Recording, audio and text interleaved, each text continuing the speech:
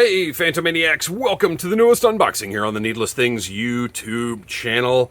I got hoodwinked into buying this figure during Hasbro Pulse's San Diego Comic-Con exclusive sale because I did not realize, and it was not mentioned in the listing, that this was not, in fact, a San Diego Comic-Con exclusive, that it was San Diego Comic-Con first, which I don't have a problem with them doing that. But my son wanted one and I wanted one, so I ordered them because I thought it was potentially going to be difficult to get, only to find out after I paid that $80 to Hasbro Pulse that I could have just waited and gotten this from Big Bad or anywhere else. But I don't regret getting it because Death's Head is a character I've wanted for a very long time. It has the distinction of crossing over into Transformers, Doctor Who, and the Marvel Universe, which is a wild distinction. And a figure that I absolutely needed to have in the collection.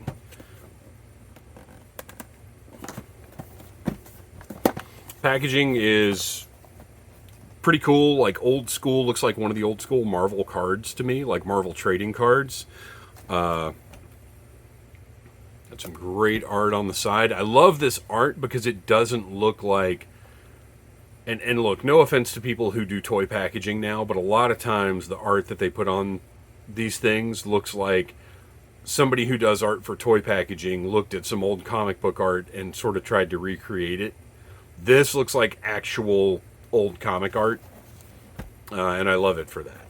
On the back, we've got, well, clearly this is supposed to look like a trading card because on the back we've got the statistics here, and I love that this is the like sort of Transformers style power grid or whatever it's called. Don't call Death's Head a bounty hunter unless you're tired of breathing. This peacekeeping cyborg from the far future is a one-being arsenal who doesn't care who his next victim is as long as he's being paid. I mean, that's awesome, right? A bounty hunting robot, that's just cool stuff. You want that on your shelf. I would love to see them release one. Now, granted, I couldn't tell you anything about the scale that Transformers use. Nice little backdrop there. I like the contrasting colors. I couldn't tell you anything about Transformers scale. To me, it looks like there is literally no universal scale for any single Transformers line. However, I do think it would be cool if they somehow released a Death's Head in the Transformers line.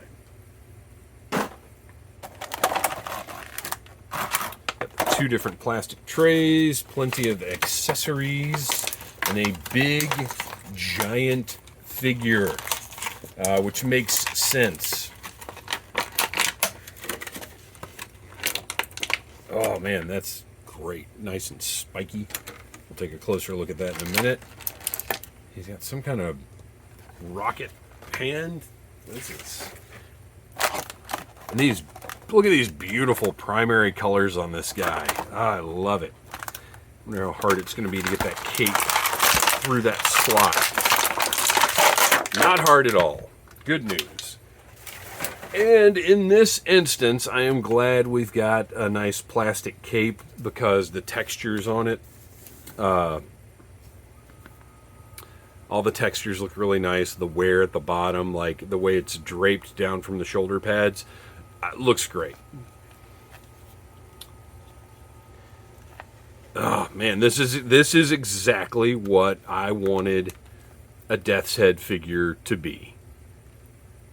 I am completely happy with this size, all the parts used, because I'm pretty sure those are Colossus arms, right? I think, and legs. I'm not super great at recognizing parts reuse all the time. I can usually make a decent guess, but especially with Marvel Legends, just because I don't collect the whole line, I don't always know exactly what's what.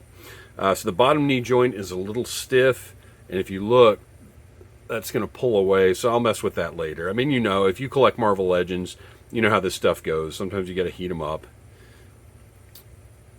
Love the tread sculpt on that boot. I really like this metallic blue that they used. It is the spark. Well, I guess it is sort of their swirly. Let's do a little zoom here. it is there sort of swirly, but it doesn't look as egregious as some of that swirly plastic that Hasbro uses when they're trying to make something look like metal. Got the great jaw with the, I don't know what to call them other than fangs. Well, they're so protruding and huge spikes, really. Horns, the eyes. I actually like the damage here. Normally, I'm not a fan of battle damage, but it brings a lot of character to this guy where he could look, he needs to have that, or else he would almost look a little too stale and robot-y. So this is an overlay piece, but it is mounted into his back. There are two sockets on either side where the shoulder pads and the cape are mounted into the figure, which again I'm fine with. Little spikes on his ankles are pretty sharp and pretty solid. They're not rubbery at all. You can see more damage down here. The sculptor had a lot of fun with this one, or I guess designer, whatever they are now. Digital sculptor.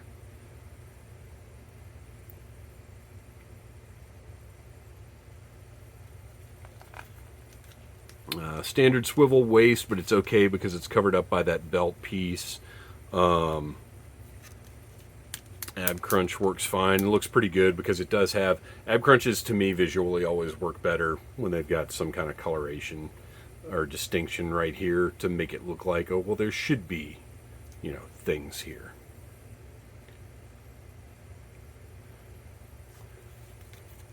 Detail on the belt. Go, wow, that's a heck of a dumper on this guy.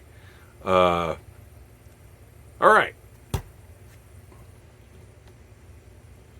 He comes with a great looking, kind of small, but appropriately so, great looking shield with more damage sculpted in there. I really like this one deep cut right here. And then you'll notice you can mount stuff on that shield. Got interchangeable hands. He's got fists for punching. And then we've got, so these, I'm guessing, clip into the shield. And I'm not going to lie, my memory is failing me a little bit as to how this whole, it's been a long time since I've read a Death's Head comic. Or a comic with Death's Head in it. And I don't totally recall how this situation works. I think these are, so our Morning Star here, right? Morning Star, or is it just Spiked Ball? Whatever. This horrifying weapon looks great. Again, tons of sculpted detail. Just look at the way this looks like just old steel, or maybe even old iron. So that one I think has to go in the middle, right? Oh, maybe not though.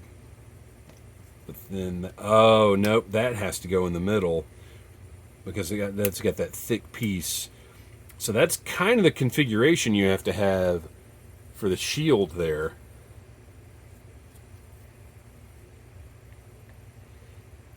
And I'm interested in, so this, it has a handle. Oh, wait.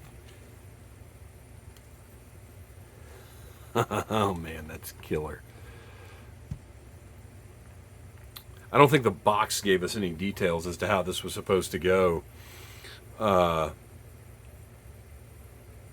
And as I have said time and again, I don't look too closely at online listings because I want to experience this stuff as I'm opening the figure. Look at all the pitted damage detail on this. These accessories look great. I want to experience this stuff as I'm opening it, not as I'm looking at pictures on my phone. All right, so now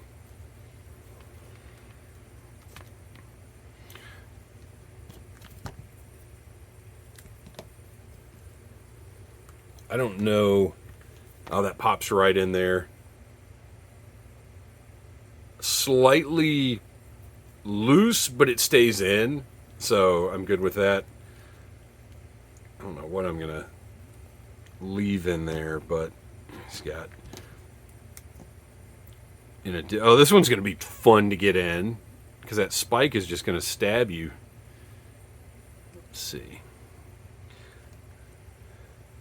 You just kind of push from the... There we go. That's sick. And then finally, I guess just straight up like either a club or a rocket, potentially. I don't know, whatever your imagination wants it to be. I kind of like all of them on his back, just as almost a threat. I'm not sure how I'm going to display him. But there you go. Very impressive. Oh, I guess we need a little comparison here. Okay, so he is just about 8 inch. Oh, whoops, forgot to zoom out. Just about 8 inches tall. And if you want a comparison to a Marvel Legends size figure, that is how you're sizing up. So he's a big boy. I don't know, I guess he is about Thanos big, isn't he? Maybe close. But whatever the case, I think they did a great job with him. Like I said, I don't have a problem with the San Diego Comic Con, or whatever con, Pulse Con, whatever they do. I don't have a problem with the con first concept. That's totally fine with me. But the listing, I would like it if it said, and I'm talking about the actual listing, not I have to keep up with Marvel Legends on the internet at Toy Arc or whatever. I think the listing needs to say, buy it now, San Diego Comic Con first, but it will be available later, or something. Like, make that distinction. Because like I said, I spent $80 that Monday that I would not have spent if I'd realized that. But it did mean I get this review up. So that's going to be at least 12 extra cents in my pocket for getting that those early eyes on this thing, maybe. But there you go. Death's Head. Finally, the version of Death's Head that everybody wanted to see is here and is great. I'm very happy with it. Thanks for watching. Please like, subscribe, share, tell your friends about Needless Things. And until next time, if you can, buy what you like. Smash that like button if you like Needless Things.